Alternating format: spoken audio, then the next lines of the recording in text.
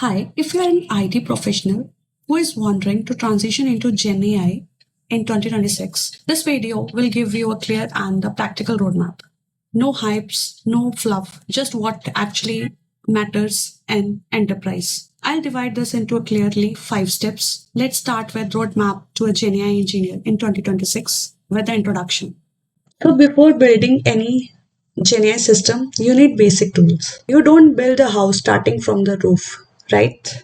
You start with the base. So here in GenAI, we have the Python as a base.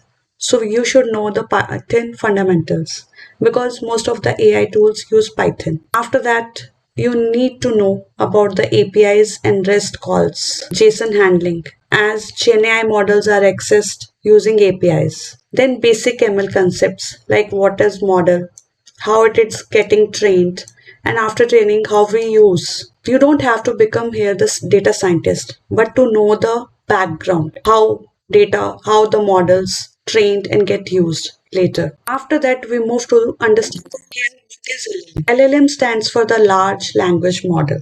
It is just a very big predictive machine. It doesn't think. It predicts the next most probable word. If I say India's capital is, you know the next word is Delhi. The model works similarly, but at massive scale. After that, you should understand the tokens, context window, and the prompt engineering basics. Once we understand this, we move to the next part, which is very important, RAG and the vector databases in terms of enterprise GenAI engineer. So here RAG plus vector DB. User pass the query and we get the data, which is very private to that company, which we pass to LLM and get the final answer. So here companies don't want public internet answers.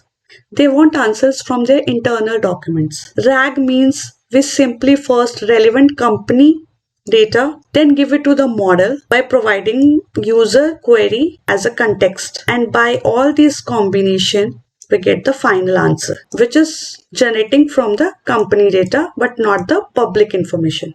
If you understand this concept, you are thinking like an enterprise GenAI engineer. After knowing this, we move to the architecture and deployment. GenAI is not just prompt and output, it is a system.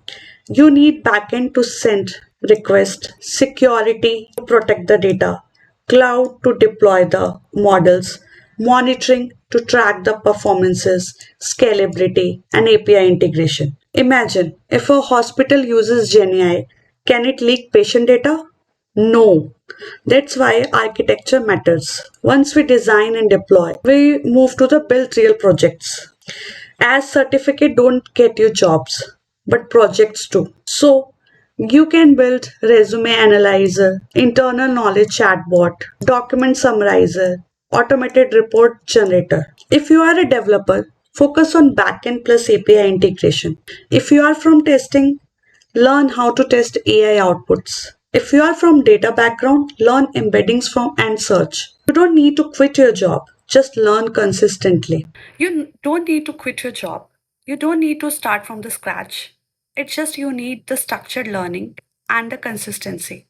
I'll be explaining all these steps in details in my next video. If you're serious entering into GenAI, stay consistent and subscribe my channel